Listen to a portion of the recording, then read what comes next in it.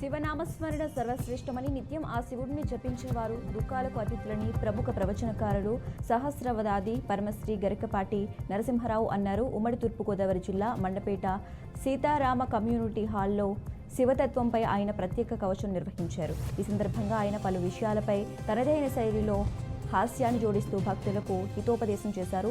తూర్పుగోదావరి జిల్లా వాసులు గొప్పవారని, ఇక్కడ ఎవరు నెగ్గితే వారి రాష్ట్రంలో అధికారం చేపడతారని అన్నారు. రాష్ట్రంలో ఐపీఎస్, ఐఏఎస్లు ఒకరికి తొత్తులుగా కాకుండా నిజాయితీగా సేవలు అందిస్తే ప్రజలకు రాజకీయ పార్టీల అవసరమే ఉండదన్నారు.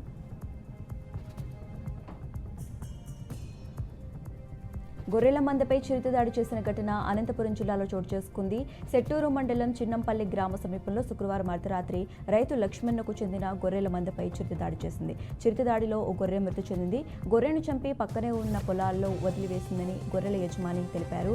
అది గమనించిన తాము హుటాహుటిన ఫారెస్ట్ అధికారులకు సమాచారం అందించడంతో అటవీ శాఖ అధికారులు ఘటనా స్థలానికి చేరుకుని గాలింపు చర్యలు చేపట్టనున్నారు. చిరుత సంచారంతో గ్రామస్తులు భయాందోళనకు గురవుతున్నారు.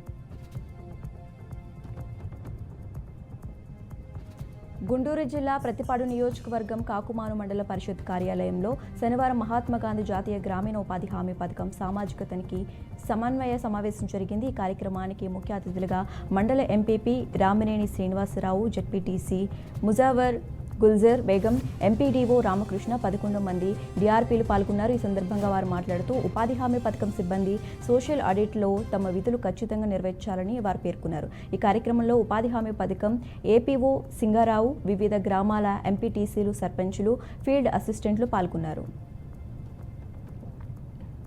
నెట్ పరీక్ష లీకేజ్. యూజీసీ నెట్ పరీక్షల్లో 400 కోట్ల మేర అవినీతి జరిగిందని ఆరోపించారు ఎస్ఎఫ్ఐ జిల్లా ప్రధాన కార్యదర్శి ప్రసన్న కుమార్. దీనికి బాధ్యత వహిస్తూ కేంద్ర విద్యాశాఖ మంత్రి రాజీనామా చేయాలన్నారు. సుప్రీంకోర్టు ఈ కేసును సుమోటో స్వీకరించి విచారణ జరిపించాలన్నారు. కుంభకోణాన్ని ఎట్టకేలకు కేంద్ర ప్రభుత్వం దిగివచ్చి తప్పు జరిగిపోయిందని ఒప్పుకోవటం జరిగిందన్నారు. సుప్రీంకోర్టు పర్యవేక్షణలో నీట్ పరీక్షలు నిర్వహించాలని డిమాండ్ చేశారు.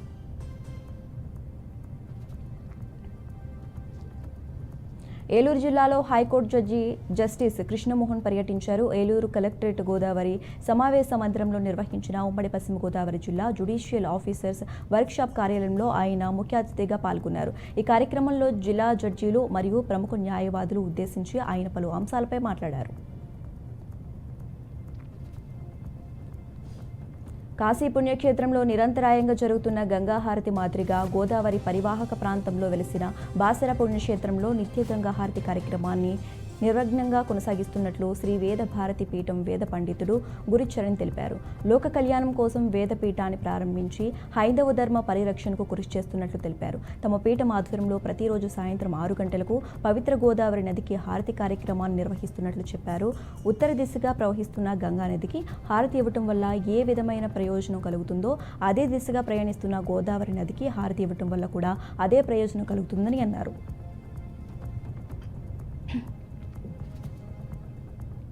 గత బీఆర్ఎస్ ప్రభుత్వంలో మంజూరైన షాదీ ముబారక్ కళ్యాణ లక్ష్మి 150 చెక్కులను అంబర్పేట బీఆర్ఎస్ ఎమ్మెల్యే కాలేరు వెంకటేష్ లబ్ధిదారులకు అందజేశారు. ఈ కార్యక్రమంలో నల్లకుంట కార్పొరేటర్ అమృత బాగ్, అంబర్పేట కార్పొరేటర్ పద్మ వెంకటరెడ్డి, అంబర్పేట తహసీల్దార్ తదితరులు పాల్గొన్నారు. ఈ సందర్భంగా ఎమ్మెల్యే కాలేరు వెంకట్ మాట్లాడుతూ బీద ప్రజలకు మనోధైర్యం నింపడానికే కళ్యాణ లక్ష్మి షాదీ ముబారక్ చెక్కులు ఇవ్వడం సంతోషంగా ఉందని ఆయన తెలిపారు.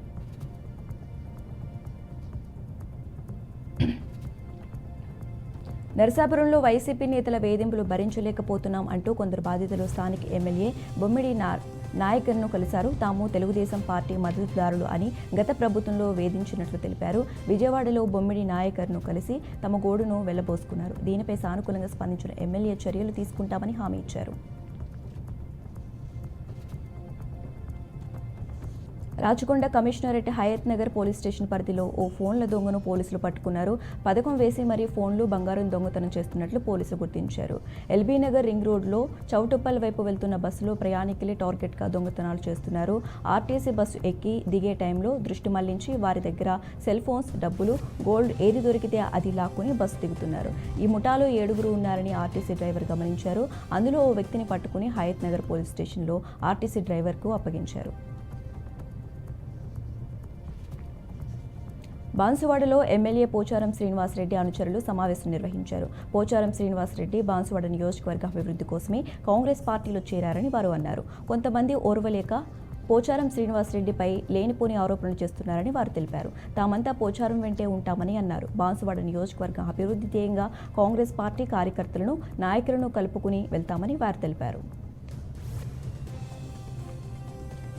రైతు రుణమాఫీపై రాష్ట్ర కేబినెట్ నిర్ణయం తీసుకోవడం పట్ల హర్షం వ్యక్తం చేస్తూ సిద్దిపేట జిల్లా హుస్నాబాద్ అంబేద్కర్ చౌరస్తాలో ముఖ్యమంత్రి రేవంత్ రెడ్డి, మంత్రి పొన్నం ప్రభాకర్ చిత్రపటాలకు కాంగ్రెస్ పార్టీ శ్రేణులు పాలాభిషేకం చేశారు. దాదాపు 31,000 కోట్ల రూపాయలతో రైతు రుణమాఫీని ఏకకాలంలో చేయడం ప్రభుత్వ గొప్ప నిర్ణయమని కాంగ్రెస్ పార్టీ నాయకులు అన్నారు. గత బీఆర్ఎస్ ప్రభుత్వ హయాంలో రైతు రుణమాఫీ చేస్తామని చేయకుండా రైతులను మోసం చేశారని ఆరోపించారు. ఇప్పుడు కాంగ్రెస్ రాష్ట్ర ప్రభుత్వం రైతు రుణమాఫీపై నిర్ణయం తీసుకున్న తర్వాత కూడా బీఆర్ఎస్ నాయకులు ఎప్పుడు చేస్తారని అనటం విడ్డూరంగా ఉందన్నారు.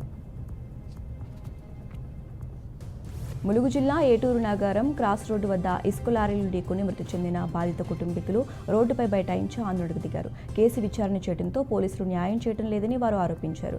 న్యాయం చేస్తామని పోలీసులు హామీ ఇవ్వడంతో ఆందోళన విరమించారు బాధిత కుటుంబీకులు. ములుగు జిల్లా మంగపేట మండలం కమలాపురంలోని ఇందిరానగర్ కాలనీకి బైక్పై వెళ్తుండగా డిష్ కేబుల్ వైర్ వైర్ తగలటంతో ముగ్గురు విద్యుత్ షాకు గురయ్యారు. ఇందిరానగర్ కాలనీలో బంధువుల ఇంటికి దశదిన కర్మ కార్యక్రమానికి వస్తుండగా సంఘటన జరిగింది. దారికి అడ్డంగా ఉన్న కేబుల్ వైర్ బైక్ తగలటంతో ముగ్గురికి వైర్ చుట్టుకుపోయి బైక్పై సహా కింద పడిపోయారు. డిష్ వైర్ని వైర్ సపోర్ట్గా కట్టి వేలాడతీయడంతో వైర్కు కరెంట్ పాస్ కావడంతో ముగ్గురు విద్యుత్ ఘాతానికి గురయ్యారు.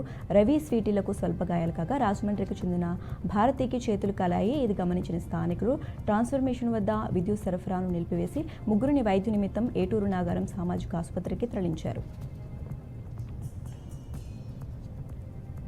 నల్గొండలో పాఠశాలల విద్యను అభ్యసించిన ఎస్టీ ఆల్పోసెస్ హై స్కూల్ను భువనగిరి ఎంపీ చామల కిరణ్ కుమార్ రెడ్డి సందర్శించారు. పాఠశాల కార్పొరేటర్ ఉదయ్ కుమార్ రెడ్డి కిరణ్ కుమార్ రెడ్డిని పుష్పగుచ్చం ఇచ్చి స్వాగతం పలికారు.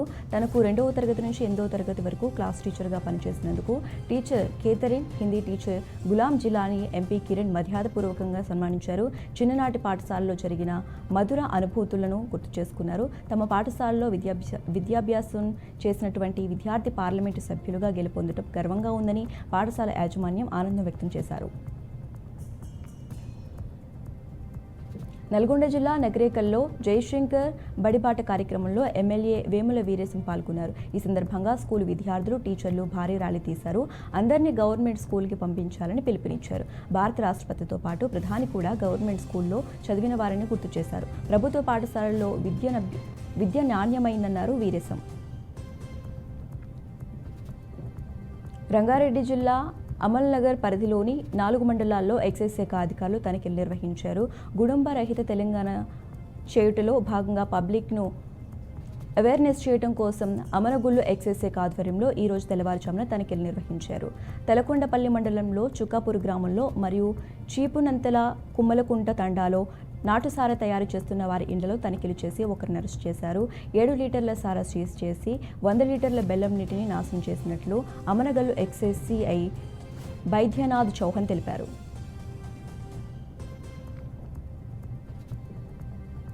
నిజామాబాద్ జిల్లా డిష్పల్లి మండలం బదీపూర్ శివార్లో 10వ టీఎస్ సైకాన్ 2024 నిర్వహించారు.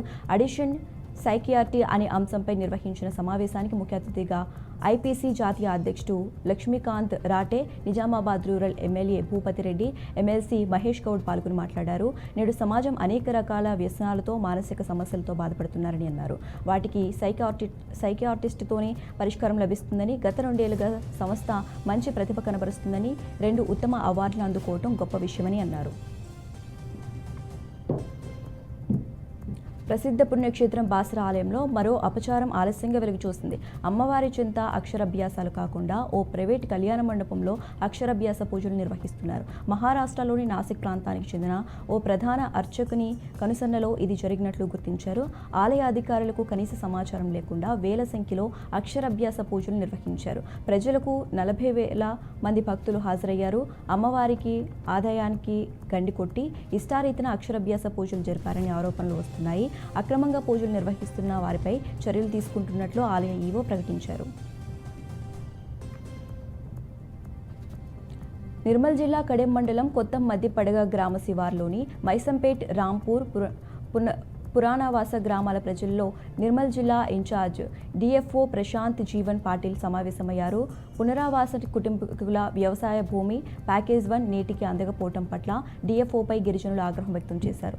5 రోజుల్లో ప్యాకేజ్ 1, ప్యాకేజ్ 2 ఇవ్వకపోతే తిరిగి తమ గ్రామాలకు తాము వెళ్లిపోతామని గిరిజనులు తేల్చి చెప్పారు.